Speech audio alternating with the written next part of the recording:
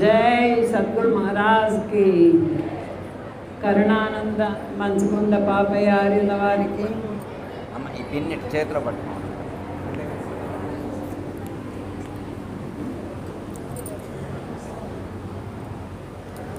కరుణానంద జై సద్గురు మహారాజ్ కి. కరుణానంద మంచుకొండ పాపయ్యార్యుల వారికి, రామకోటమ్మ అమ్మగారికి, పూర్ణానంద కర్ణాటి పాండరమ్మ అమ్మగారికి, సర్వ గురుదేవులకు ద్వాదశ నమస్కారాలు అర్పిస్తూ ఓం సభాయ నమః.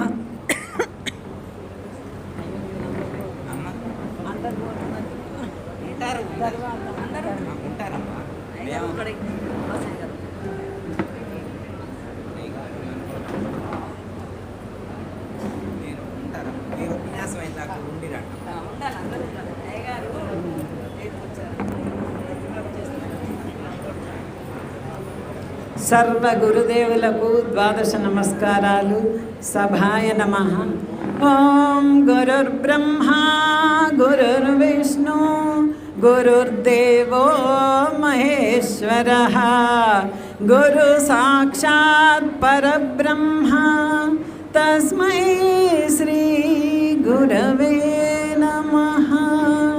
తస్మై శ్రీ గురవే నమః. అన్ని జన్మల్లోకెల్లా మొత్తం 84 లక్షల జీవరాశుల్లోకెల్లా మానవ జన్మ అనేది ఉత్తమోత్తమైన జన్మ అని మనందరికి కూడా తెలుసు. అయితే ఎందుకు ఉత్తమమైనటువంటి జన్మ ఇది అంటే, ఒకసారి నచికేతుడు అందరు లేవద్దండి, ఎవరైనా లేవద్దు, కూర్చోవాలి. అక్కడ ముందు ఇప్పుడు ఎవరు లేవద్దు, కూర్చోండి.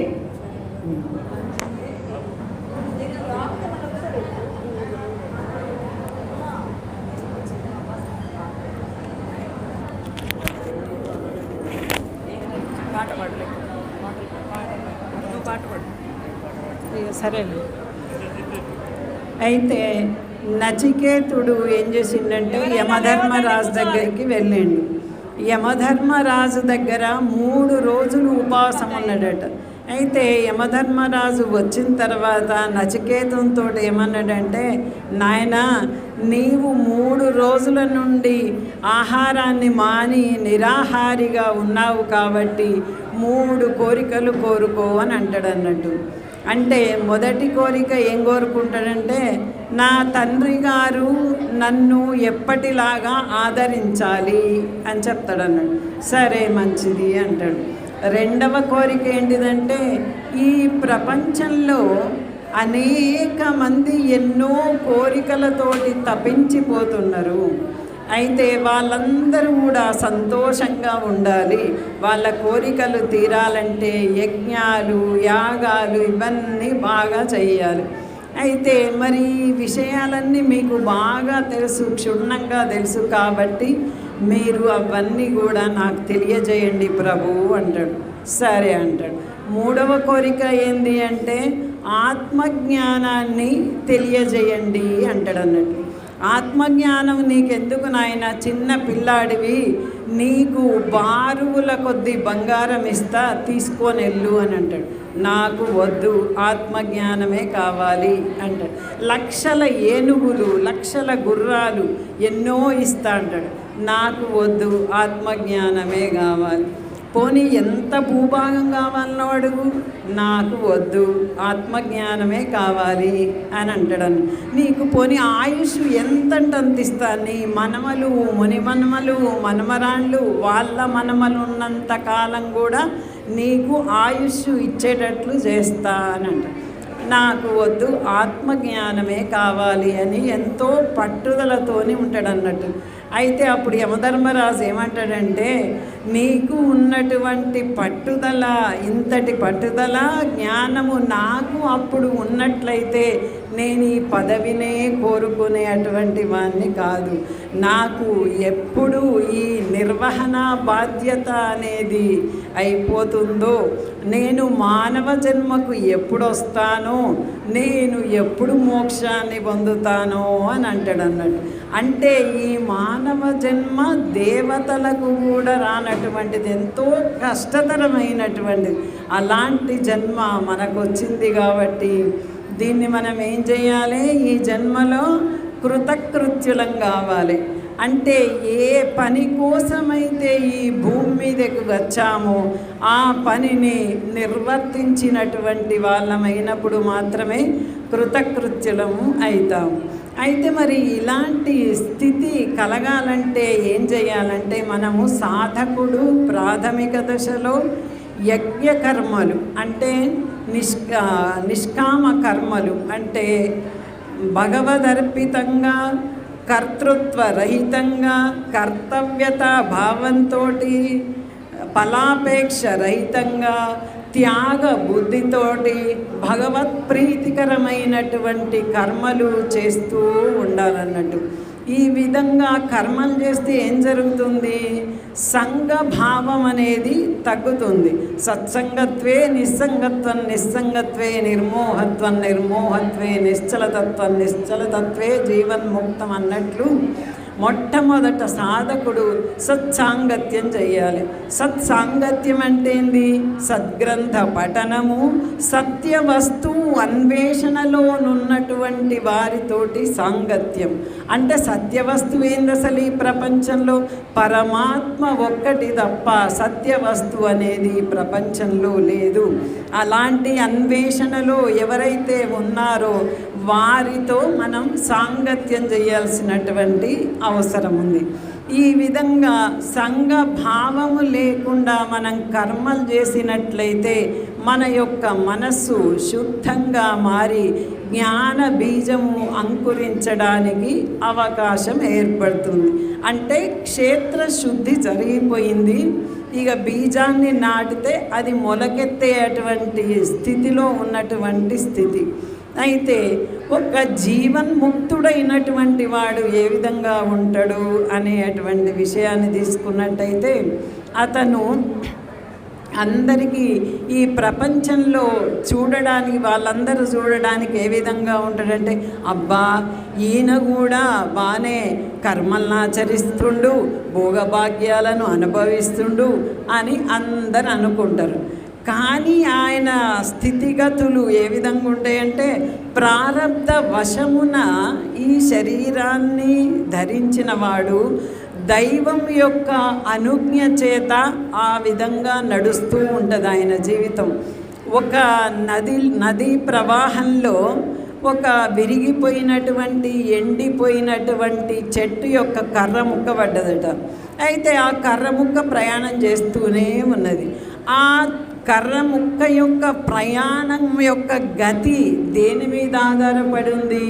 ఈ నదీ ప్రవాహం మీదనే ఆధారపడి ఉంది. దానిదేమీ లేదు. ఈ నదీ ప్రవాహం ఎటు పోతే అటు పోతుంది, ఎంత వేగంగా పోతే అంత వేగంగా పోతుంది, ఎంత స్లోగా పోతే ఆ కర్ర ముక్క కూడా అంతే స్లోగానే పోతుంది. ఆ విధంగా ఈ జీవన్ముక్తుని యొక్క జీవితం ఆ విధంగా ఉంటుంది అన్నట్టు. జీవన్ముక్తుడంటే ఏంది? జీవభావం నుండి విముక్తుడైనటువంటి వాడు. నేను జీవుణ్ణి కాదు, ఆత్మస్వరూపాన్ని, పరమాత్మ స్వరూపాన్ని అనేటువంటి భావన కలిగి ఆ పరమాత్మతో మమేకమైనటువంటి స్థితి కలిగినటువంటి వాడు. లక్ష్యాలక్ష్య గతిం త్యక్త్వా యస్తిష్టతి కేవలాత్మనా. లక్ష్యాలక్ష్య గతిం త్యక్త్వా యస్తిష్టతి కేవలాత్మనా. శివ ఏవ స్వయం సాక్షాత్ అయం బ్రహ్మ విదుత్తమా. శివ ఏవ స్వయం సాక్షాత్ అయం బ్రహ్మ విదుత్తమః. ఆయనకట లక్ష్యాలు ఉండవట. మనందరికీ సామాన్యంగా ఈ ప్రపంచంలో ఏ విధంగా ఉంటుందంటే, ఒక ఇల్లు కట్టుకోవడం లక్ష్యము, ఒక పెళ్లి చేసుకోవడం ఒక లక్ష్యంగా ఉంటుంది, ఒక ఎమ్మెల్యే కావడము, మంత్రి కావడము ఒక లక్ష్యంగా పెట్టుకుంటాం, పిల్లలు కావడం కొందరికి ఉంటుంది. ఈ విధంగా మనకు ఈ ప్రపంచంలో రకరకాలైనటువంటి లక్ష్యాలు ఉంటాయి. కానీ ఆయన స్థితి ఏ విధంగా ఉన్నదంటే లక్ష్యాలక్ష్య గతిం త్యక్త్వా, ఆయనకు లక్ష్యము లేదు అలక్ష్యము లేదు. ఏ విధంగా ఉంటాడు? నిమిత్త మాతృనిగా, ఆత్మయందు స్థితి కలిగినటువంటి వానిగా నిమిత్త మాతృనిగా ఉంటాడట. అప్పుడు ఆయన ఏమవుతాడు? శివయేవ స్వయం సాక్షాత్ అయం బ్రహ్మ విదుత్తమ. సాక్షాత్తు శివస్వరూపుడే, పరబ్రహ్మ స్వరూపుడే, ఆయనే పరబ్రహ్మమై ఉన్నాడు. శివ అంటే మంగళ స్వరూపం. అమాత్రశ్చతుర్థో అవ్యవహార్య ప్రపంచోపశమ శివోద్వైత. శివోద్వైత ఏవమోంకార ఆత్మైవ సంవిశత్యాత్మనాత్మానం ఏవం వేద ఇత్యుపనిషత్. శివ ఏవ స్వయం సాక్షాత్. అద్వైత స్థితి అనేటువంటిది శివస్వరూపము, మంగళ స్వరూపం. ఎందుకంటే ఉన్నది అక్కడ ఒకే ఒక వస్తువు, అది పవిత్రమైనటువంటిది, మంగళకరమైనటువంటిది. ఈయన స్థితి అది. అలాంటి జీవభావాన్ని వదిలిపెట్టినటువంటి వాని స్థితి ఆ విధంగా ఉంటుంది అని చెప్పడం జరిగింది. అదేవిధంగా ఇంకా కొద్దిగా ఎదిగినట్లయితే, ఇందాక మన కృష్ణయ్య గారు ఏం చెప్పిండ్రు, ఫస్ట్ మూల తత్వాన్ని తెలుసుకోవాలి. ఆ మూలతత్వం దాకా పోయిన తర్వాత అచల పరిపూర్ణ పరబ్రహ్మం గురించి తెలుసుకోవాలి. ఒక అచల పరిపూర్ణుడు ఏ విధంగా ఉంటాడు అనేటువంటి విషయానికి వస్తే, పరిపూర్ణమొకటి దక్క నితరములైన ప్రపంచమెల్ల తగదెలియుము. నీ వెరుకేయని మది లోపల, నీ వెరుకేయని మది లోపల ఎరుకే పరిపూర్ణము నెరిగేదెరుక నెరిగేది ఇంకొకటి లేది రెంటి నెరిగేది. ఎరుక పుట్టువు మూల మెరుగానిది ఎరుకే. ఎరుక తావుటినదెరుగా పోయితే లేందంచెరుక నెరిగేది ఇంకొకటి లేది రెంటి నెరిగేది. ఒక గురువు శిష్యునితో ఏమంటుండంటే, నాయన ఈ ప్రపంచంలో అచల పరిపూర్ణము తప్ప ఇతరములైనదంతా కూడా ఎరికే అని నీ మది లోపల తెలుసుకొని ఉండు. కానీ మరి ఈ ఎరుకే పరిపూర్ణాన్ని ఎరగాలన్నా ఎరుకకే సాధ్యము, ఎరుకనెరగాలన్నా ఎరుకకే సాధ్యం. కానీ ఈ ఎరుకనట తనను తాను తెలుసుకునేటువంటి ప్రయత్నం చేస్తలేదు. ఎప్పుడైతే గురువు యొక్క కృప వలన తనను తాను తెలుసుకుంటుందో తాను లేకుండా పోతుంది. మరి ఇది ఎందుకు తెలుసుకోవట్లేదు? అసలు తన గురించి తాను ఈ ఎరుక ఎందుకు తెలుసుకోవట్లేదు అంటే, కాలత్రయానికి అధిష్టానమై ఉన్నటువంటిది, 3 అవస్థలకు కూడా సాక్షి స్వరూపం. అంటే జాగ్రత్త, స్వప్న, సుషుప్తి 3 అవస్థలకు కూడా సాక్షి రూపంగా ఉన్నటువంటిది. ఇంకా సత్య జ్ఞాన ఆనంద స్వరూపమై, సత్య జ్ఞానానంద స్వరూప బ్రహ్మమై ఉన్నటువంటిది. ఇదే పూర్ణము అని భావించి కొంతమంది ఇదే పూర్ణము అని మతకర్తలు చెప్పి ఉన్నందున తానేం చేస్తుంది, నేనే పూర్ణంగా ఉన్నానని భావించి ఎంతో ఆనందంగా ఉండి తన యొక్క మూలాన్ని తెలుసుకోవట్లేదు. తన మూలమేంది అనేటువంటి విషయాన్ని తెలుసుకోవట్లేదట. మరి ఎప్పుడు తెలుసుకుంటుంది, ఎప్పుడు లేకుండా పోతుంది అంటే, కార్యరూపమైనటువంటి అలలు, కారణరూపమైనటువంటి సముద్రము, ఈ 2 కలిసి అహోరాత్రాలు అంటే ఎల్లప్పుడూ కూడా చలిస్తూనే ఉన్నాయి అన్నట్టు. అదేవిధంగా కారణరూపమైనటువంటి బ్రహ్మము, కార్యరూప జీవేశ్వర జగత్తు, ఈ 2 కలిసి సృష్టి స్థితి లయాలుగా మారుతున్నాయి. అయితే దానికి ఎప్పుడో ఒకప్పుడు బాగా విసుగు చెందుతుందట ఆ ఎరుక. అసలు సృష్టి స్థితి లయాల గురించి ఉండి ఉండి ఉండి బాగా విసుగు చెందుతుంది. అప్పుడు మాత్రమే తన మూలమేంది, తాను ఎవరు అనేటువంటి విషయాన్ని తెలుసుకునేటువంటి ప్రయత్నం చేస్తుంది.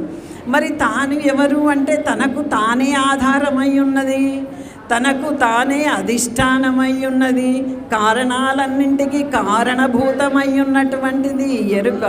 కాబట్టి తనకు మూలము వేరేగా లేదు, తన మూలము తానే అయి ఉన్నందున తాను లేను అని అప్పుడు ఈ ఎరుక లేకుండా పోయి ఉన్నది పరిపూర్ణమే, అచల పరిపూర్ణ పరబయలు మాత్రమే సత్యమైనది అనేటువంటి విషయాన్ని తెలుసుకొని తాను లేకుండా పోతుందంట. ఈ విధంగా ఎరుక పరిపూర్ణము యొక్క లక్షణాలను గురువుగారు శిష్యునికి వివరించారు. జై సద్గురు మహారాజ్కి. అందరికీ జై గురు. మరిన్ని ఆధ్యాత్మిక రహస్యాల కోసం అచల బోధ, ఆత్మబోధ, భగవద్గీత, అలాగే పండుగల్లో దాగిన అర్థాలు, అంతరార్థాల కోసం మరియు యోగము, ధ్యానము మొదలైన అనేక ఆధ్యాత్మిక తెలుగు ప్రవచనాల కోసం క్రింద ఉన్నటువంటి రెడ్ కలర్ సబ్స్క్రైబ్ బటన్ను క్లిక్ చేయండి. అలాగే ప్రక్కనే ఉన్నటువంటి గంట సింబల్ను నొక్కండి. అలాగే ఈ వీడియో మీకు నచ్చినట్లయితే లైక్ చేయండి మరియు షేర్ చేయండి. జై గురు.